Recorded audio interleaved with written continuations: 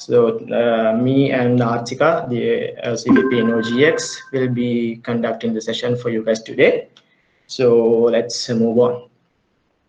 Yes, before everything starts, we have to like get an expectation setting. So today's, as always, the trainings will be done in English, and you are allowed to ask questions, but keep those questions until the end.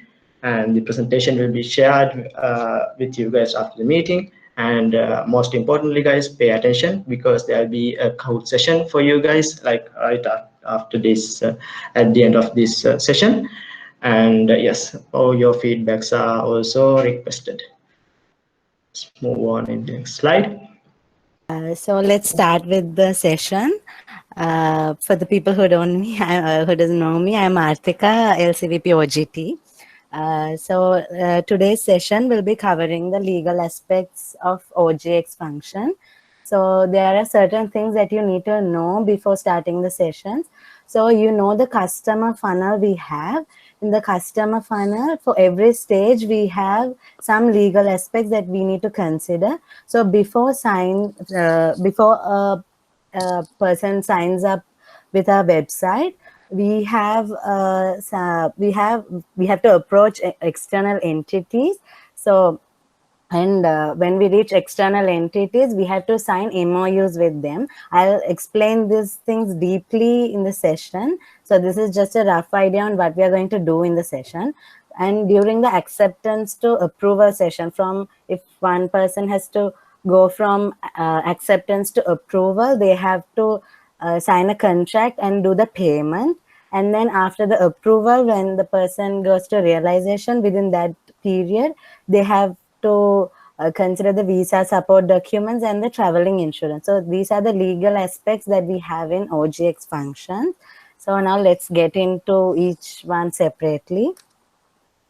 So the first one is MOU. MOU stands for Memorandum of Understanding. Can someone tell me what is an MOU? What does that mean?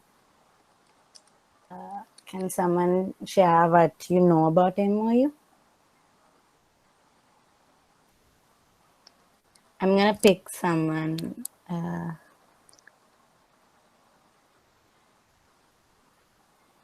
Tachini?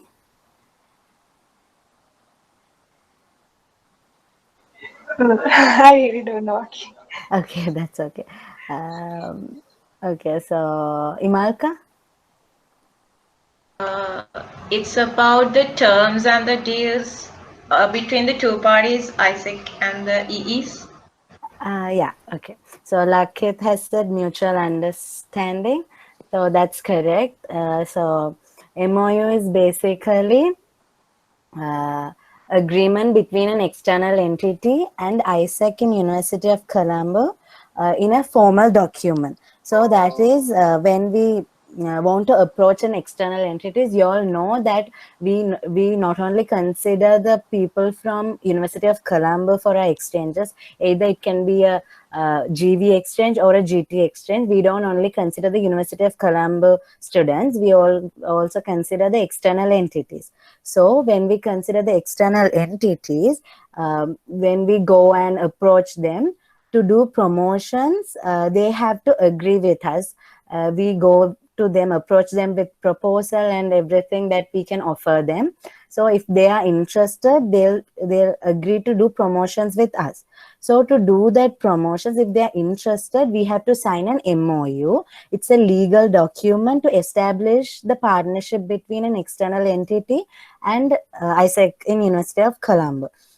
So this MOU is really important because if we have an MOU signed between with an external entity, no other local committee can approach that external entities. So we have RI as an external entity. So University of Morato, ISAC in University of Morato, or ISAC in Kandy. So they can't approach RI now because we have an MOU signed with them. So because of this, MOU is really important.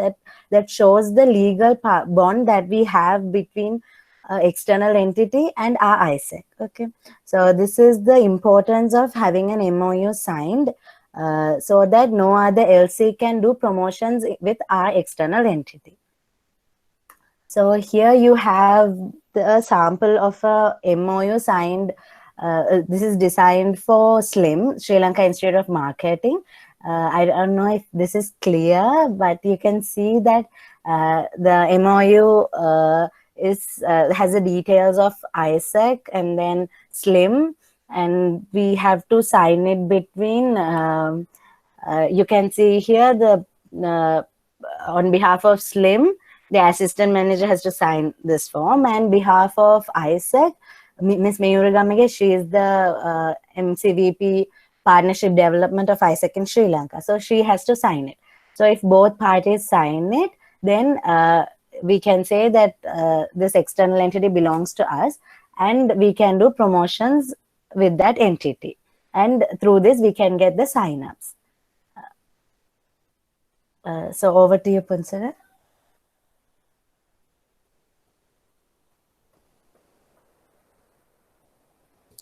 Punsara? Can you hear me now? Oh, yeah. Okay. Good. So, guys, you just heard about MOU. So, like after signing those MOU and after getting an EPs from that entity, and like not from that, not specifically from that entity, like you will be getting a lot of EPs like signups, and they have after they have applied for the after all of them have applied for a project. So then after they get accepted, you have to send them the contract. So that's where the contract come into play. That's the next legal document that we have in OGX, right? So the contract is an agreement between the EP, ISAC local committee, and the ISAC Sri Lanka and the EP's parents. So all of these guys should like sign the contract to ensure the journey, the safety of the journey of an EP, right? So yeah, can we move on? Yes. So this is the like overview, the structure of a contract, guys. So like once EP get accepted, you have to send this contract to the EP, and this is a digital document. Like they will get a digital PDF, like, and it's kind of an editable PDF actually. Right. So then what they can do is they can download that PDF and they can edit with their names and with their relevant documents. Right. So like, yes, Aarti, can you like press the next button? Yes. So like you have to tell them, like you have to email this document to the EP, and with that you have to mention that EP has, when EP is like editing the document, you have to mention that they have to put Colombo Central as the LC, and the officer, representative officer, should be the name of the LCVP or GV. So that means me, or the name of the Artika when it comes to OGT, right? So so in our case, in OGB, we are sending the contract through a member, right? TS, you should inform your members to send the contract to the EP, and once they are sending the contract, they have to inform this as well. They have to fill the first two blanks with those with the ones which are mentioned in here, like LC as Colombo Central, representative ISAC representative should be my name when it comes to OGV. Yes, like Aarti, can we move on? Yeah. Yeah, so this is the place that EP will get to like sign the contract. So here you can see an ISAC, a blue colored outline in ISAC, like it kind of looks like a seal. So that's the place where the ISAC Sri Lanka signs the contract. So you are not getting that signature when you are sending this contract to the EP. Like once the EP sign the contract, you have to get it back and you have to like upload that to the ISAC one. I have like show you how you're going to do this in the exposition. So you should be remember like how you're going to do this, like uploading the contract, submitting the contract. So once we submit that, ISAC Sri Lanka will sign, put their signature here as the national director. So yeah, so that's the place where you have to put the signature. Moving on. Yes, like apart from the contract, like in the contract, like the second part of the contract is actually what we call XPP. There you don't need to sign put your signature or anything. That this is for the reference for an EP. This is XPP stand for, guys, the exchange participant policies. So that means, like, in case EP met with some kind of a trouble, let's say like the host entity didn't provide some like the standards facilities which they have agreed before. So in such cases, EP have a right to, you know, complain about these. So there, in such cases, EP has to refer this kind of document, like which is mentioned right after in the same, which is amended to the contract, which is mentioned right after the signature, right after signing all the paperwork done. So then you have the XPP. So you have to, like in case the EP ask about what's an XPP, you have to know, like, how to tell about this to the EP. So that's why I just mentioned you about this. But I recommend you to not to go in depth with this, because it's kind of, you know, very complex document. It has around 50 pages on this. So it's just for his reference for when it comes to in case of a trouble. So that's what you have to tell the EP. So this is also amended to your contract, to an EP's contract. Yes, let's move on, Aarti. So the payment, when you consider the payment can be done only after the EP and all the other parties sign the contract. So after they sign the contract, then only the EP can go and pay the admin fee. So for OGV, the admin fee is $120. For OGT, if the exchange is less than 6 months, it would be $180. More than 6 months, that means 6 to 12 months, it will be $220. So EP has to do the payment online. So earlier we used to have bank payments, but not anymore. So all the EPs has to do the payment online. That in his account itself, when he applies, he'll get accepted and then approved, and then automatically after he signs it, he'll have he can pay online with his card. So he has to do online payment. He has to do online payment through their account in isec.org. So if they didn't sign the contract, they can't actually do the payment. Okay, so this is about the payment. And here, when an EP pays, he'll get a payment success notification. Here you can see an example of that notification. So this will be sent to the EP after he pays his exchange admin fee.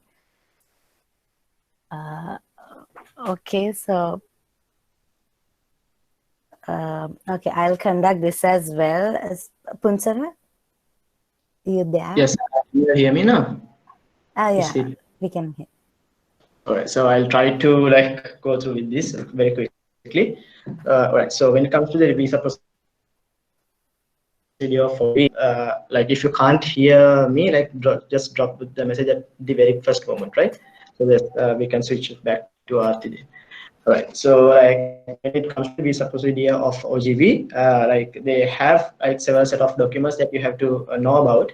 So like first of all, you need to know that we are doing an exchanges for like for 6 weeks. So but rarely, if the host entity only agrees, we can do 4 weeks break, but that's not recommended as an LC, right? So I'll go through with the mandatory document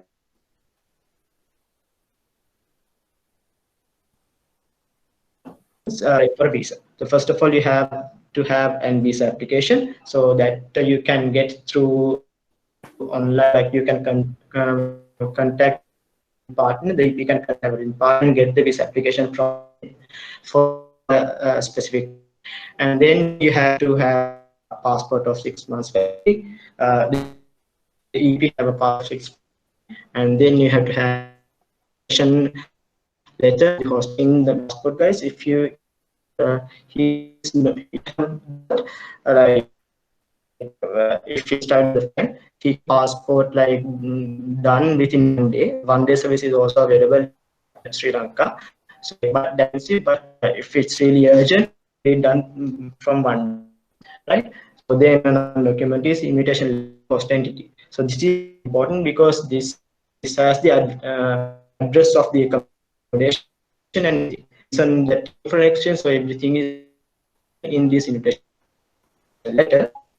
You have he has to have that document when he's applying for the visa, right? So then you have the letter address of the accommodation. In case the address was not mentioned in the invitation letter, it has to be there in the another separate document, which is also to be sent, needed to be sent from the host entity. So you have to make sure that EP has have those documents, unless he will be rejected from the visa, right? So then EP has to have a student confirmation letter and return the ticket as well, the itinerary. So this is like when you are like if the EP is contacting the traveling partner, so this all the information will be directed to the EP from the traveling partner, so they can get a kind of a dummy air ticket like for the as a return ticket. So because this is important, because unless they don't know that EP will exceed the visa period of the country and will stay until then. So to make sure that he's coming at the right time, we have to have the return air ticket in the visa documents as well. And EP has to send a English birth certificate to the embassy. So this all these documents can be attached, like even when you're applying for visa. Okay, so as Pansara mentioned, these are the basic visa documents that you need to have for OGV. So after you, like when you're handling an EP, you have to give them this list that they have to be ready with these things. And but we are not going to physically go and help them with visa support. We are just directing them. So main as EP managers, what you guys have to do is direct the EPs to the partners that we have. We have visa, insurance, and air ticket partners. So you have to direct the EPs to the partners. So this is the basic documents that you need in OGV. So when you consider OGT, actually the basic documents are same as OGV that you can see here. But for OGT, you know, this person is going for an internship, and not like OGV where the exchange duration is only 6 weeks. Here the exchange duration can go up to 1 year. So the visa duration, visa type, and the visa documents actually depends on the country that the person is going to work for and the opportunity that he has applied for. So these two factors affects a lot on the visa type, duration, and the documents. So we can't surely say that these are the basic documents that we require in OGT. So every country and every company, based on every country and every company, this can differ. So we have to act accordingly on the situation that we have and work on that. So basically you can, as you guys would always like anyway know that you can easily find the visa documents that we need based on the visa type. So visa type will be mentioned in the opportunity and by the company what is the visa type that the EP has to apply for. So based on the visa type, you can go and search in the internet for the visa documents that the EP requests. But we also have partners. So if we direct them to the partners, they will help the EP in mentioning what are the documents that they need. And the host entity, the country that the person is going to, they will also guide in the documents that they need. And there are few letters that we need to know about in the visa procedure. So most of the visa documents require these letters. The first one is offer letter. So offer letter, this person is going for work. So offer letter should be provided by the company, or the host entity. Actually, the company provides, we get the offer letter through the host entity. So that is a very important letter. And next one is a recommendation letter. So the recommendation letter will be provided by us to the EP. So we, as the home entity, Colombo Central, we provide the recommendation letter to the EP. So these two, offer letter will be an important one for the visa document. Recommendation letter, if they need the recommendation letter for the visa, we have to provide this. Okay, so these are the basic things that you need to know about the documents, visa procedures in OJT. So we have to direct the EPs actually to our partners, so the partners can take over the procedure further. So when we consider the partners, we have United Ventures. That's our partners on air ticketing. That's recommended for European countries. And you might also have heard about ISIC membership. So that's a membership given to ISECers as well as the exchange participants who go with ISEC in Colombo Central. So if you have the card, you have so many different facilities on air ticketing as well as on restaurants and so many other things. So that's the benefit of going through United Ventures. We have Benz Travels as well as our LC partner that's recommended for Asia Pacific countries. They do both ticketing and visa. United Ventures, we can't send them for visa, but for Benz Travels, we can send the EPs for ticketing as well as visa. And PepMyTrip is our national partner, ISEC Sri Lanka partner. So we can direct the EPs to PepMyTrip as well. And as our insurance partner, we have Fairfest Insurance. That's a national partner. So you can see a link here. So through the link, you can, when you deal with an EP, if you are the EP manager, you can send this link to the EP. They can, when they click on this link, they'll be directed to a page where they can submit their details, and the Fairfest Insurance, people from Fairfest Insurance will contact that EP. Okay, so this is exclusive for ISECer, the exchange participants. So, but this is a national partner, not an LC one. This is a national partner, so we can go through them as well. So when we go through the partners, we can get this, get the insurance done within 2 or 3 days, and it's very cheap. So when you deal with EPs, always try to promote or push them to go through these partners. And we have come to the end of the session. So yeah, so guys, the CTS for today's meeting is like you have to go through the presentation and clarify your doubts with your contact your relevant LCVP and like clarify your doubts, either me or Artika, and downscale this knowledge to your members. So we'll be checking in our functional groups. We'll be checking whether you have informed this to your members or not. So we'll be tracking you guys. So you guys have to downscale this knowledge to your members. So yes, so that's the end of our presentation. Thank you guys for joining. I hope that you gained a lot of knowledge from this session. Yes, thank you for joining. Good night.